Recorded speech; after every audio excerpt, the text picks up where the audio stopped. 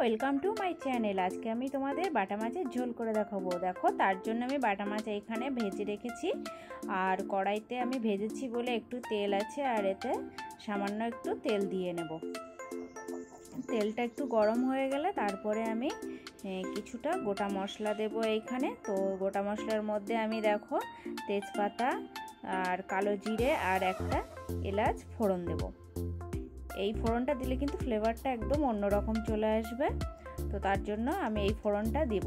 তো দেখো, আমি তেলের ভিতরে আমি ফোড়নটা দিয়ে দিয়েছি, একটু নাড়াচাড়া করে। তেলটা কিন্তু অনেকটাই গরম হয়ে গেছে, তেলটা গরম হলেই তখন এই ফোড়নটা দিতে হবে। আর কিছু বাটা মশলা করে নিয়েছি, দেখো পেঁয়াজ, কাঁচা লঙ্কা আর 2-3 কোয়া রসুন আছে, আর একটু 1/2 ইঞ্চ মতো আদা আছে। এইগুলো আমি সব তেলের ভিতরে দিয়ে দিলাম, দিয়ে একটু নাড়িয়ে নেব। একটু লাল লাল হবে, তারপরে কিন্তু আমি এর ভিতরে মশলা দেবো, ঠিক আছে? আগে বেশ, আর এই মশলা করার সময় তোমরা ফ্লেমটা একদম অল্প করে রাখবে, যাতে বেশি জ্বলে না যায়। কেননা এই মশলাটা দেওয়ার পরেই তেলগুলো সব টেনে নেবে, আর মনে হবে যেন কড়াইতে লেগে যাচ্ছে। তো দেখো, আমি একটু অল্প জল দিয়ে একটু কষিয়ে নেব মশলাটা। জল দিলে কি মশলাগুলো পুরো সফট হয়ে যাবে, আর সফট হলেই কিন্তু মশলার যে ফ্লেভারগুলো থাকে সেগুলো কিন্তু বেরিয়ে আসে। তো তার জন্য একটু অল্প জল দিয়ে দিয়ে এই মশলাটা আমি করে নেব। দেখো, এইখানে আমার জল দিয়ে দিয়ে মশলাটা করা প্রায় কমপ্লিট হয়ে যাচ্ছে। তো আমি এর ভিতরে এবার একটু লবণ দিয়ে দিচ্ছি। লবণটা দিলে যে আদা, রসুন আর পেঁয়াজটা আছে এটা পুরো সফট হয়ে আসবে। এখানে তোমরা চাইলে একটু ঢাকাও দিতে পারো, তো আমি ঢাকা আর দিলাম না। ঢাকাটা দিলে একদম পুরো সফট হয়ে যায়। তো তারপরে দেখো, আমি এখানে কিছু মশলা দিয়ে দেবো। একটু হলুদ দিয়ে দিলাম। এই তেলে হলুদটা দিয়ে দিলে কি মাছের ঝোলের যে কালারটা বেশ সুন্দর আসে। শুধু মাছের ঝোল বলে না, যে কোনো রান্নাতেই তেলে হলুদটা দিলে না বেশ সুন্দর একটা কালার চলে আসে। শুকনো লঙ্কার কোনো প্রয়োজনই হয় না। তারপরে দেখো, আমি একটু দিয়ে দিচ্ছি ধনের গুঁড়ো, এই বেশ সামান্য দেব। তারপরে একটু জিরে গুঁড়ো দেব। সব গুঁড়ো মশলাগুলো আমি এই সময়টাই দিয়ে দেব, যেহেতু এখানে এখনও তেলে একটু জল জল ভাব আছে, পুড়ে যাবে না, ঠিক আছে? কিন্তু যখন তেলটা টেনে যাবে তখন দিলে কিন্তু মশলাগুলো লেগে যাবে বা পুড়ে যেতে পারে, তখন ফ্লেভারটা কিন্তু আর থাকবে না। তো দেখো, আমি একটু বাইরেটা দেখিয়ে দিচ্ছি। আমরা রান্নার পাশে একটা বড় কচু গাছ আছে। তারপরে দেখো, এখানে আমি সামান্য আবার এবারে জলটা দিয়ে দিলাম।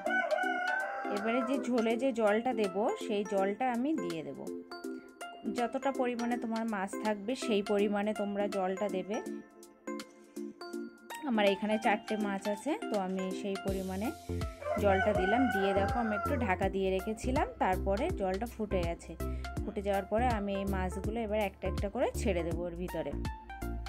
অবশ্যই তোমরা জলটা ফুটে গেলে দেবে, না তো কাঁচা জলের যে গন্ধটা থাকবে বা কাঁচা জলে মাছটা দিলে কিন্তু সেই ফ্লেভারটা বেরোবে না। তো দেখো, আমি এখানে কিন্তু জলের ভিতরে মাছটা দিয়ে দিলাম, দিয়ে আলতো করে নাড়াচাড়া, বেশি নাড়াচাড়া করা লাগবে না, একটু সামান্য এদিক ওদিক করে একটু দিয়ে আমি ঢেকে দেব। দেখো, এইটা কিন্তু এবারে ফুটতে থাকবে, বেশ 5-7 মিনিট মতো ফুটতে থাকবে। তো আমাদের বাইরেটা একটু দেখিয়ে দিই। দেখো, আমাদের বাইরে কিন্তু 2-3টে আম গাছ আছে, বেশ অনেক সুন্দর আম হয়েছে। সামনেটায় পুরো ফাঁকা, এখানটায় সবজি হয়, এখানটায় শাক আছে, বেশ সবজি বাড়ির থেকেই হয়ে যায়। আর এই যে দেখো, আমার মাছ কিন্তু অনেকটা রেডি হয়ে এসেছে, অনেকটা কিন্তু ফুটছে। আমি আবার একটু ঢাকা দিয়ে রাখবো।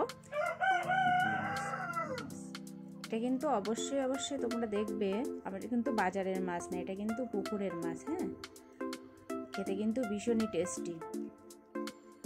আর বাটা মাছগুলো কিন্তু অনেক বড় বড়। আর আমি দেখো উপরে একটু মিট মশলা ছড়িয়ে দিলাম। মিট মশলার ফ্লেভারটা আমার ভালো লাগে, তো তোমরা একটু দিয়ে দেখবে, তোমাদেরও ভালো লাগবে। আর দেখো, এখানে আমার ঝোলটা কিন্তু রেডি হয়ে গেছে, বেশ গামাখা গামাখা, আর একটু ঝোল আছে। গরম গরম ভাতের সাথে বাটা মাছ, ডিমলা বাটা মাছ দারুণ চলে যাবে।